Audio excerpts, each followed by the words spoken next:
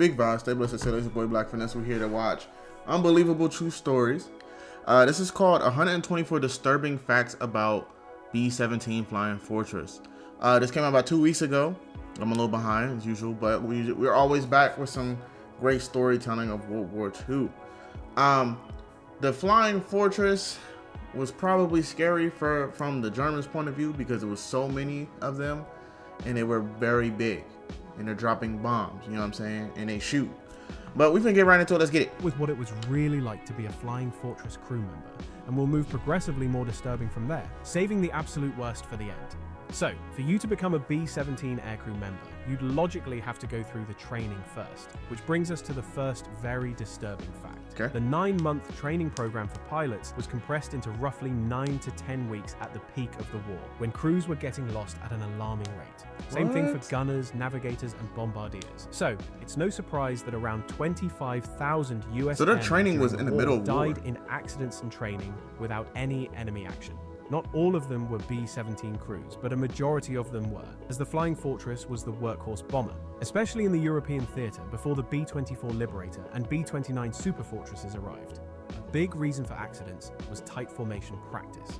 When the B-17s were decimated by German fighter interceptors early in the war, they had to fly in very tight formations, where the wings of bombers were tucked in under and above one another. This was done to create overlapping fields of fire for the machine guns they carried.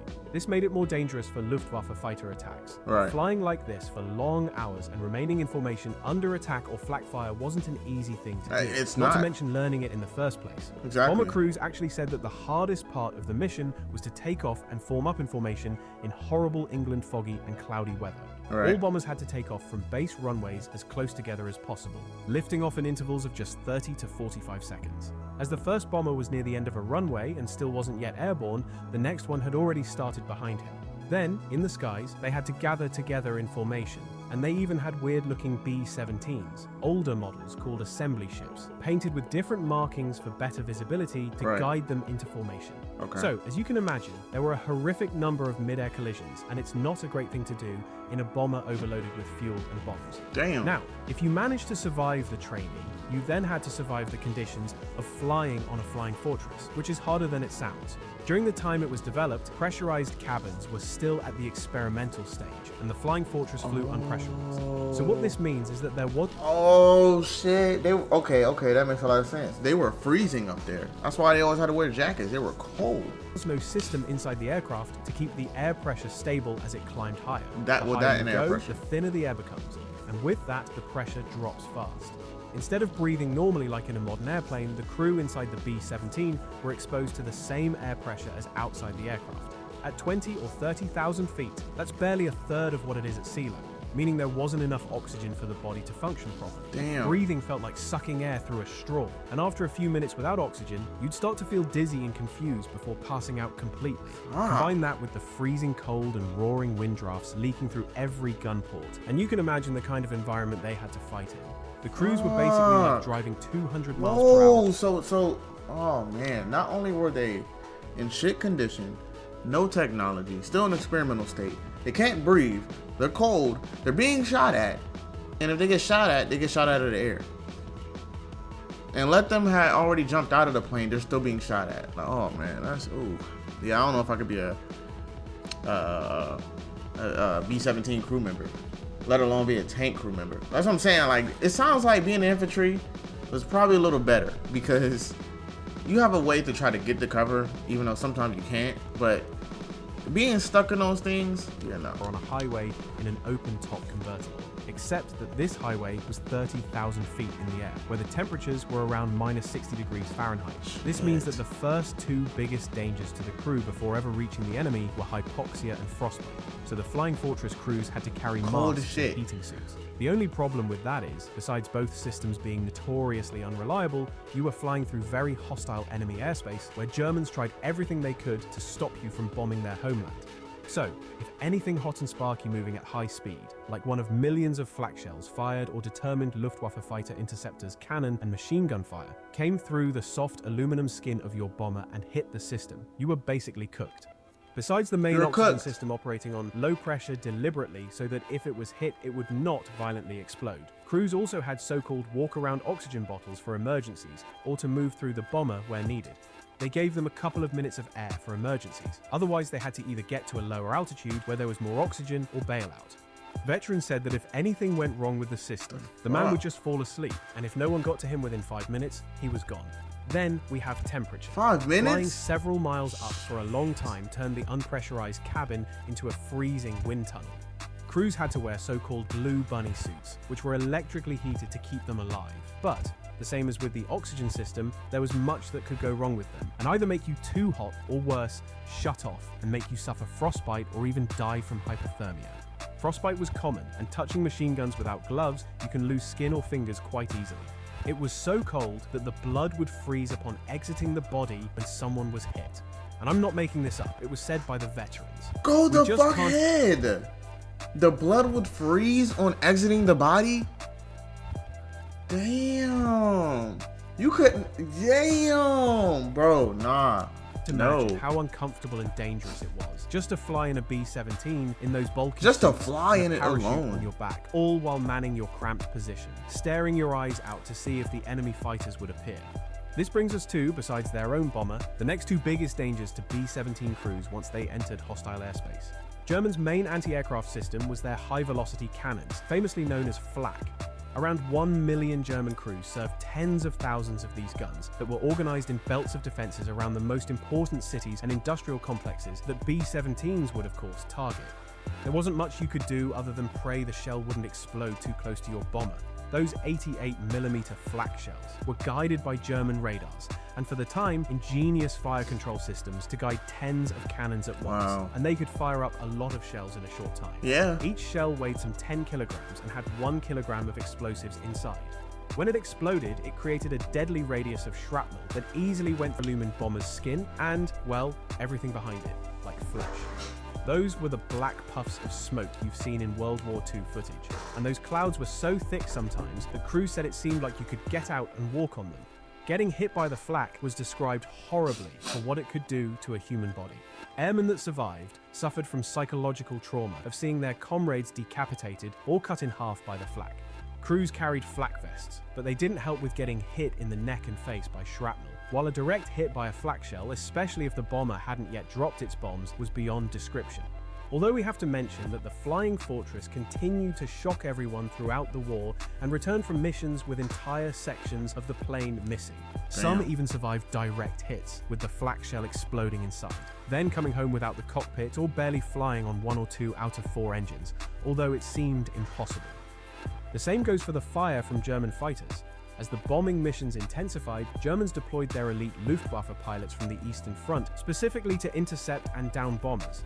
Fighters like the Messerschmitt Bf-109, Focke-Wulf 190, or the most feared Me-262 jet later in the war carried 20 and 30mm autocannons and heavy machine guns, even early experimental aerial rockets to fire into bomber formations. And one well-placed burst could do carnage inside a bomber. Early models of the B-17 that the British first tried out didn't have a tail gunner and had only a few machine guns, most of them 30 caliber. Well, this didn't go quite well with fighter attacks, so eventually the Flying Fortress Model G had 13 50 caliber machine guns in several turrets and double configurations. Germans then deployed a very daring tactic, especially when a B-17 didn't have a forward-firing turret, to attack it head-on and fire a long burst into the cockpit, shredding the pilots and controls. This proved extremely deadly for Flying Fortresses, and they quickly installed forward-firing machine guns because of this. The main problem at first was that formation simply wasn't enough to protect from fighter interceptors, and horribly many of them got shot down. Because of the weight, they carried ammo for their 50 caliber machine guns for only about 1 minute's worth of total firing time.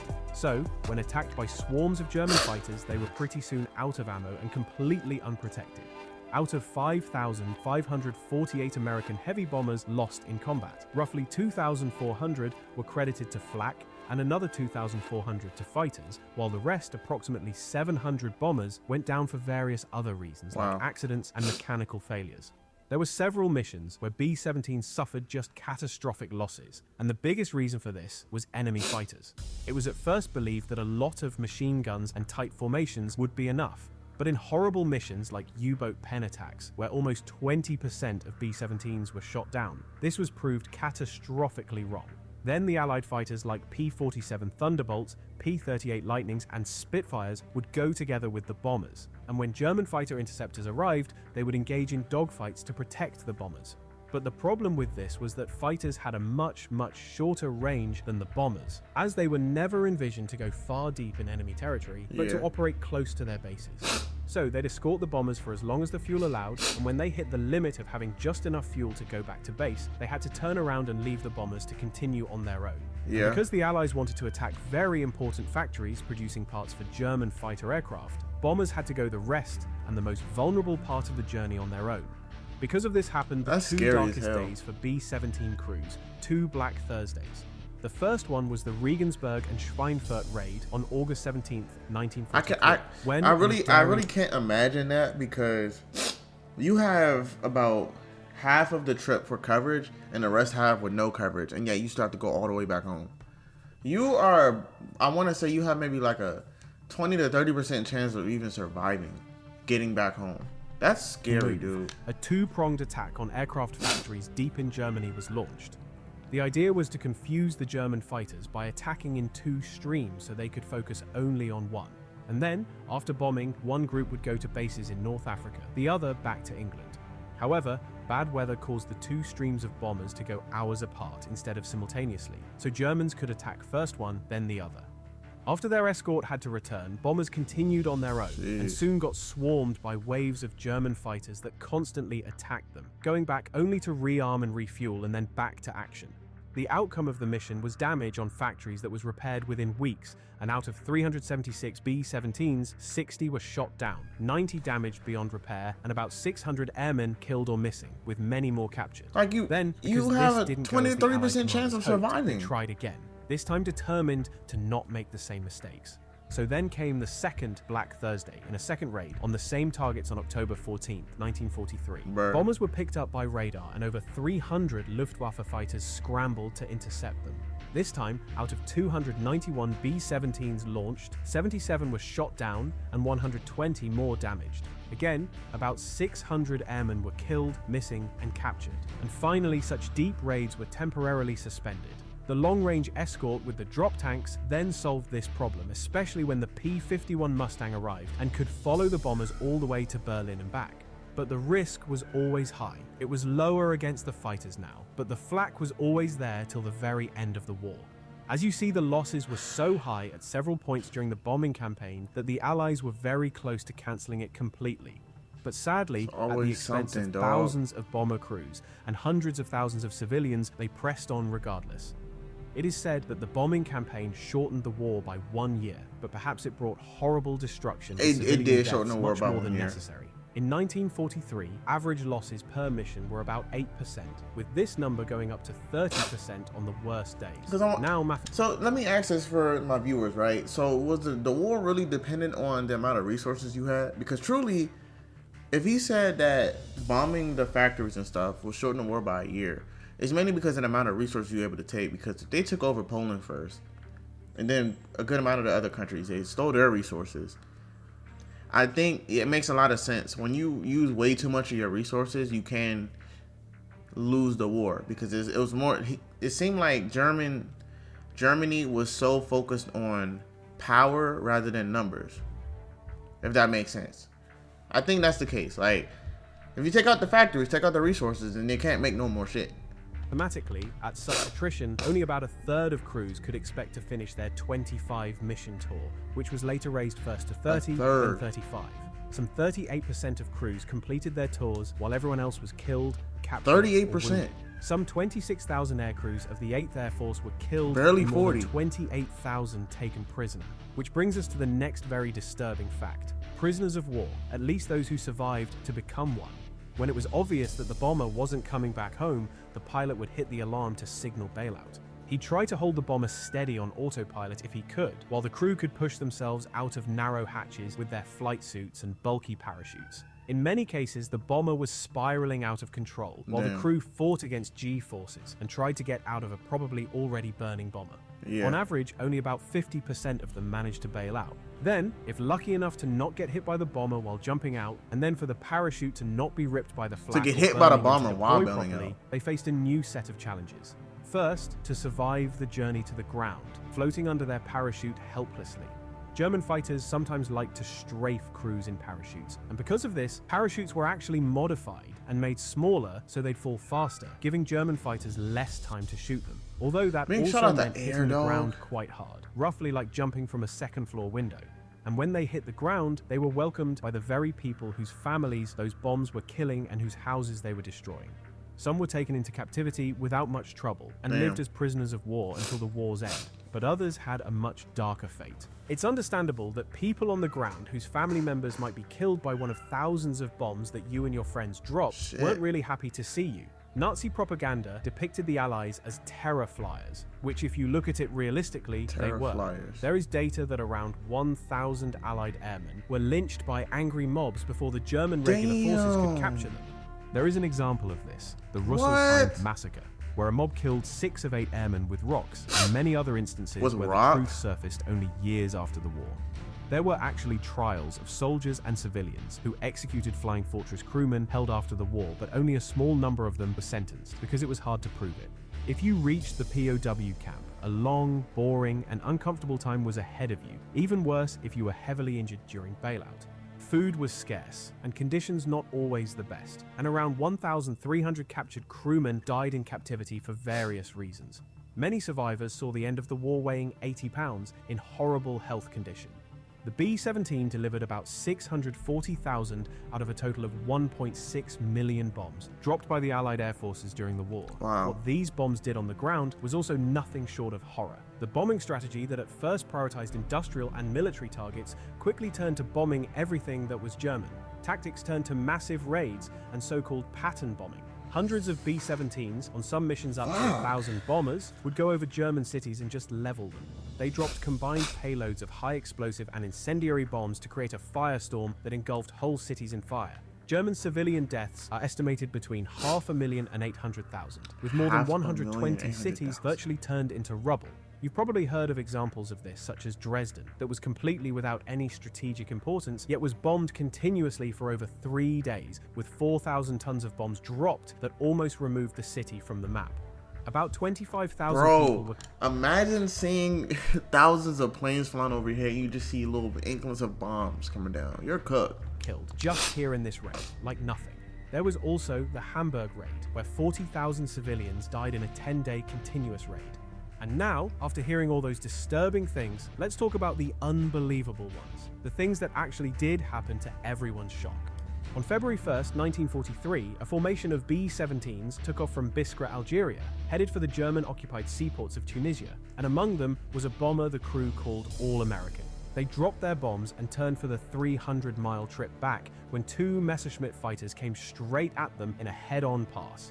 The gunners fired back and the first fighter went down in flames. However, as the second began to break away, its pilot was hit and lost control. The German fighter missed the waist gunner by inches, and its wing cut through the All-American's tail, almost completely severing it from the fuselage.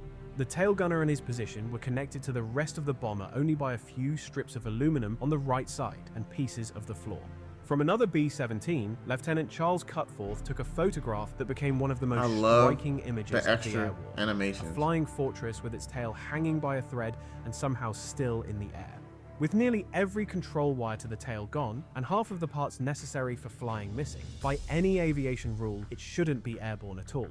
Yet the autopilot happened to be engaged at the moment of impact, and because it used electrical wiring and servo motors instead of the now severed mechanical cables, the pilots could still work with what was left and hold the bomber somewhat steady while the tail twisted and swayed. The formation slowed to shield their wounded fortress, and the All-American, against all odds, made it back and landed safely with no serious injuries to the crew. It was even repaired and kept flying missions until the end of the war. Now, to fly missions still? Take a look at this. On January 3rd, 1943, over Saint-Nazaire, France, ball turret gunner Alan Maggi rode in the B-17 named Snap Crackle Pop during a large raid on the U-boat. That looks very uncomfortable to sit there. He was 20 years old, with 6 missions behind him. But number 7 would be the mission he remembered for the rest of his life. As they neared the target, the sky filled with flak. A blast knocked out an engine, and then a direct hit shattered the right wing. With the aircraft fatally wounded and spiraling out of control, Alan tried to get out of the turret. Since the turret was barely 4 feet wide inside, his parachute could not fit with him, so it was kept in the fuselage. If anything went wrong, he had to rotate the turret to align with the opening, open the hatch, climb inside, grab the parachute, strap in and jump, all while the bomber might be on fire or breaking apart, which is what was happening now. He made it into the fuselage, only to find his parachute shredded by flak. As the B-17 broke apart at about 20,000 feet, another flak shell hit it, and the blast threw Alan out without a parachute. Free falling from roughly 4 miles up, he blacked out from lack of... You know what? I think I know the story. Because I think Yarn Hub talked about this. I think he fell from a high distance and something broke his fall. I think he hit a building and he just so happened to survive it with some broken limbs or something like that. Oxygen and the extreme cold. After a short time, his unconscious body went through the glass roof of the Saint-Nazaire train station. I knew it. However, the angled pain slowed him just enough before he hit the floor to not die on impact. German soldiers found him alive, with a broken right arm and leg, injuries to his nose and an eye, and 28 shrapnel wounds, barely clinging to life. They were so startled to see him breathing that they gave him immediate medical care. After treatment, he actually survived and then spent 18 months as a prisoner of war until Allied forces liberated his camp in 1945. He later lived to the age of 84. Even to himself, it wasn't clear how he survived. Yeah. But what's even more fascinating is that Alan was not the only one.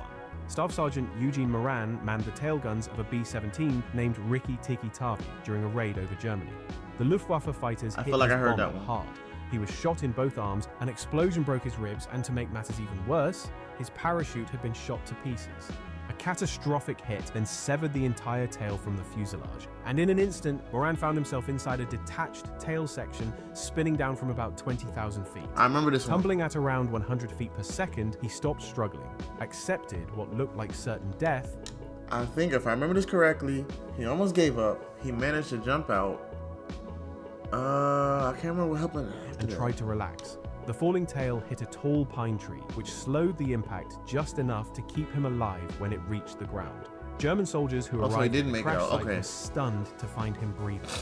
His injuries were severe, including a crushed skull. However, he was treated, and a Serbian prisoner of war doctor cared for him with the scant supplies he had, and somehow kept him alive.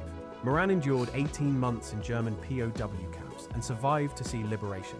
In January 1944, tail gunner James Rayleigh, in a B-17 called Skippy, went through something similar near Athens when his bomber collided with another fortress in cloud. Ooh. Like Moran, he fell toward the ground inside a detached tail, and while he was falling, he didn't even realize that he was separated from the rest of the bomber.